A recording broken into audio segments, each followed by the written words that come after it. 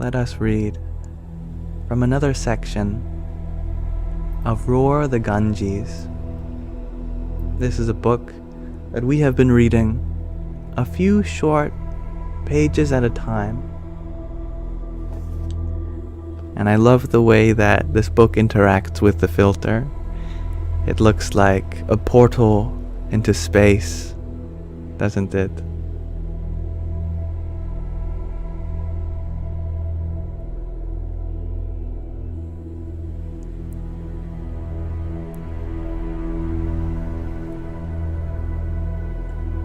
We are reading this chapter titled Choosing My Path. And with this reading, perhaps we too will enter that portal and discover our inner space. Monday, March 20th. Mataji stopped me as I walked through the courtyard. She told me that Swami Tadatmananda wanted to see me. I immediately went to the ashram office, where I found him talking on the telephone. His normally subdued voice had climbed to a strident pitch as he shouted in Hindi at a merchant who, as far as I could understand from eavesdropping, was trying to cheat the ashram. After he banged down the telephone, he looked at me and laughed. "What nonsense we have to put up with," he remarked with a note of resignation. He had called me to explain the arrangements being made for my initiation. Once a year, my guru, Swami Dayananda, comes to the ashram to initiate a new batch of sannyasis, worldly renunciants. This year, only 2 brahmacharis would be initiated, students, myself and one other. The final ceremony would take place on Wednesday. The day after, the next. Tomorrow morning, a barber would come to shave our heads. Then, a group of 3 Hindu priests would arrive to perform the preliminary rituals. When I inquired who else would receive sannyas, I was delighted to learn that it was an old friend of mine, Brahmachari Achyut. We had been introduced here at this ashram years ago during my first trip to India. In those days, he used to lead the chanting at the temple each evening. I remembered well his sonorous voice, intoning the Vedic prayers. Now he stays at the Coimbatore ashram, where he teaches Vedic chanting. Swami Tadatmananda said that Achyut would arrive on this evening's train. I felt relieved by this good news. Perhaps it was childish of me, but I felt self-conscious about undergoing the rituals alone. Would I do everything correctly? Who could I turn to for guidance in the midst of the ceremonies? I felt reassured knowing that I would be in the company of a friend. After breakfast, my friend Richard reminded me that we have not finished our conversation yesterday, which I had interrupted to meet with Swami Prakash. I remembered Swami Prakash's admonition against socializing, but a brief chat would do little harm, I figured. Richard and I were soon sitting in my room, sipping coffee again, as we had yesterday. "So?" he prompted. "So what?" I echoed playfully. "So, you were going to tell me how you decided to become a sannyasi, a spiritual renunciant." "Oh, it's a long story. In a way, I never really decided. It seems more like a natural progression of the events of my life." "You're not saying it was an accident, are you?" "No, but it wasn't a decision like choosing to go for a walk. About 6 or 7 years ago, when I was a student in the Pennsylvania ashram, I felt strongly attracted to the idea of becoming a sannyasi. I enjoyed living in the ashram and felt drawn to a studious, contemplative life. Immediately after our 3-year course concluded, I came here to India thinking I might stay and perhaps eventually become a sannyasi. But, Richard interrupted, you ended up back in the States managing the Pennsylvania ashram. Why didn't you stay here? I explained to Richard that when I came here after the course, I lived as a brahmachari, a student, wearing white robes and living with sannyasis and other brahmacharis. I came to know many of them quite well. A few became close friends. They were wonderful people, kind, loving, and spiritually wise. But as the months passed, I discovered that many were subject to the same problems as anyone else. Anger, sadness, pride, jealousy, and low self-esteem. The whole spectrum of emotional problems. Some of them also had serious doubts about their choice of lifestyle. A few were intensely conflicted about women. They had chosen a lifestyle that excluded romantic and sexual relationships. But their desires and emotions did not necessarily conform to this choice. Their desires sometimes made them feel guilty, impure, or weak. They struggled to cope with these feelings. Some denied their sexual desires and tried to repress their unwanted emotions. A few cultivated a dislike for women in an apparent attempt to protect themselves from their own feelings. These sannyasis and brahmacharis were bravely trying to overcome their difficulties. Yet, for some, it appeared they had exchanged the problems of a worldly lifestyle for the problems of a spiritual lifestyle. I wondered if the renounced life was truly helping them grow emotionally, or if it was actually sheltering them from the growth-producing challenges of worldly life. I knew that I still needed much more emotional growth, and I questioned whether sannyas would really help me gain it. All this made me re-examine my desire for sannyas. Even though my situation was quite comfortable from those I observed, confusion began to color my emotions and distort my reasoning. Self-doubt and illusionment slowly crept into my heart. Eventually, I felt a bubble burst. My aspiration to become a sannyasi had gone away. I dropped any further ideas about it and came back to the United States. I returned to the Pennsylvania ashram, where I helped in the construction of the new lecture hall, drawing upon old skills to install electrical wiring. But I no longer had a sense of where my life was going. I didn't feel drawn to resume my profession, nor did I feel drawn to stay in the ashram.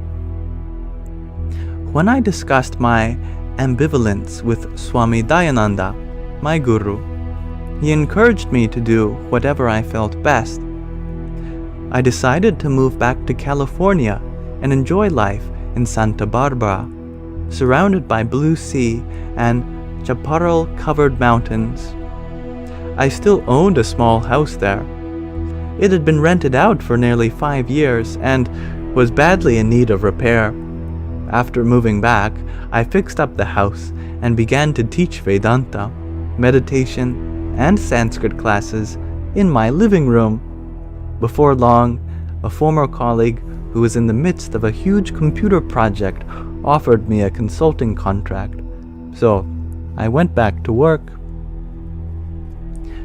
I slid back into my former lifestyle quickly and easily, almost too easily. It felt familiar, and yet in some queer way, it didn't seem to fit anymore. Each morning, I arose early to meditate and study for a couple of hours. Then, after breakfast, I picked up what seemed like someone else's briefcase and went to what seemed like someone else's job. What a strange feeling. Of course, I was happy that it was my name on the paychecks and not someone else's. Yet, I felt entirely out of place there.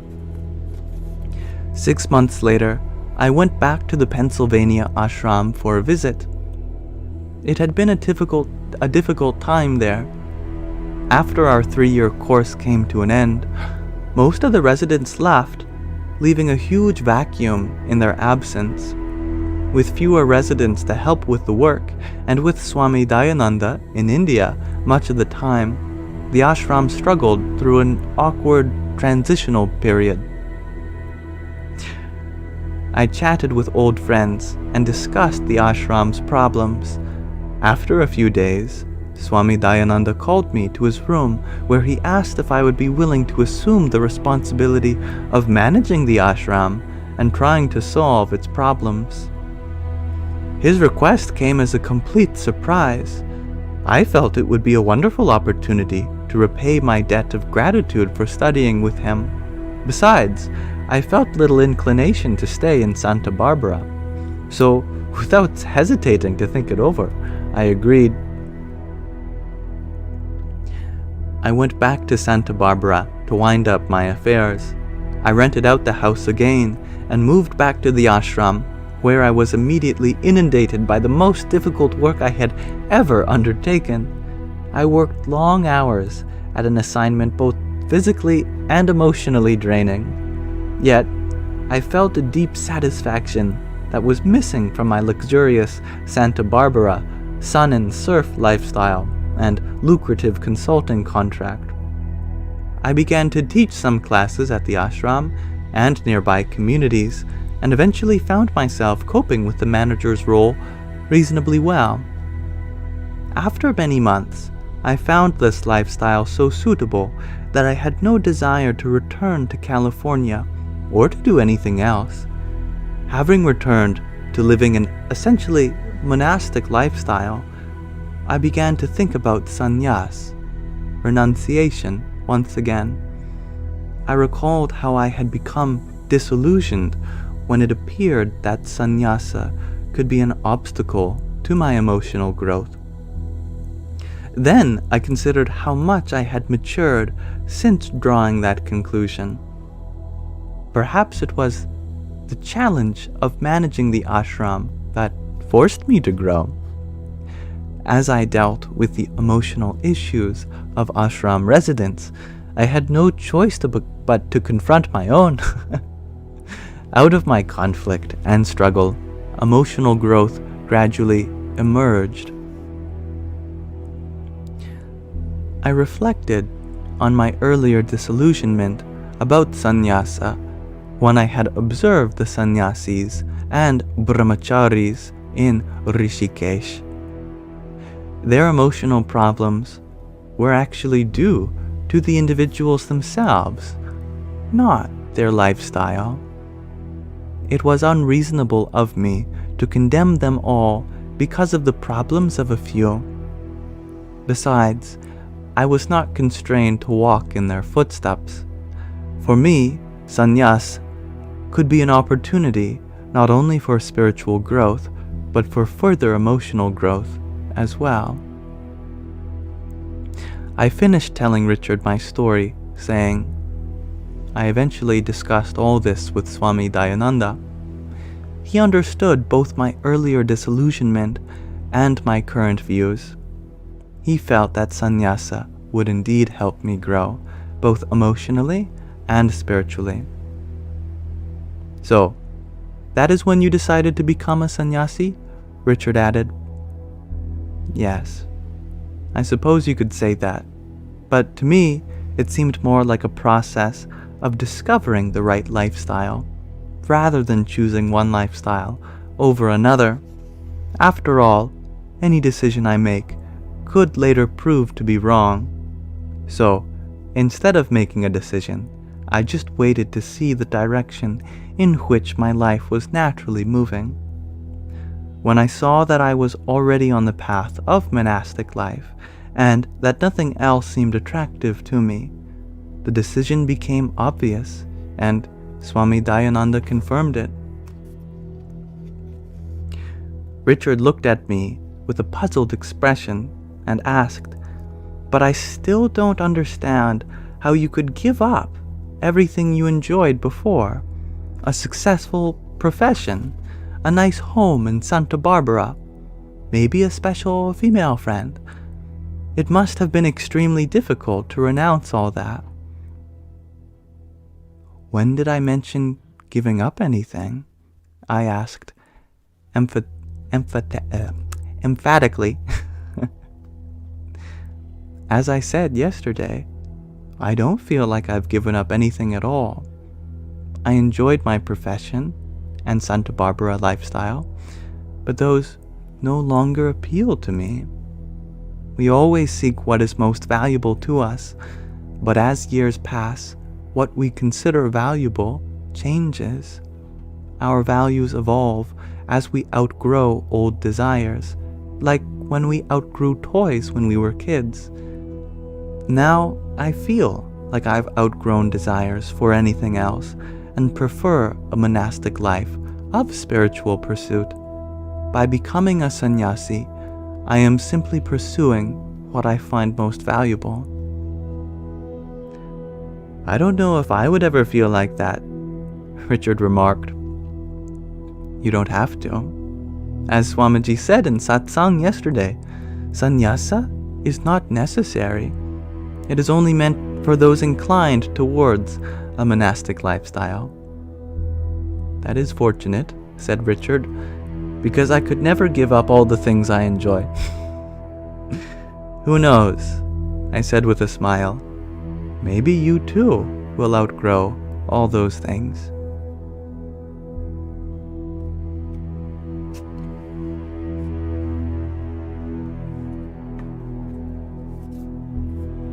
And with that, we will end our reading there for now. Thank you, my dear viewers, for listening with me. I am very excited for Swami Tadatmananda, other known as Mark's initiation into sannyas in the coming chapters. Growth. I like that, Gregorji.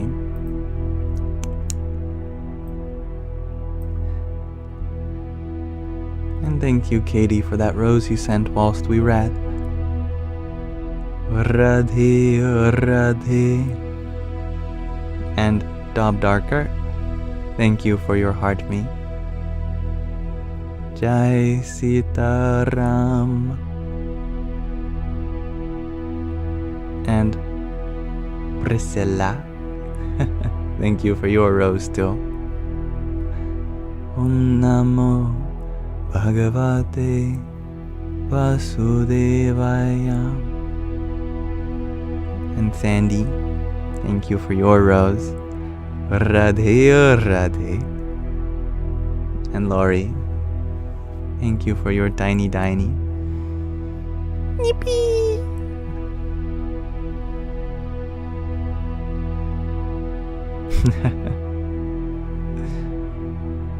Dreamweaver, you share that the reading gave you a vision of a cook on the battlefield or a warrior in the kitchen. Gotta find the right place for your gifts.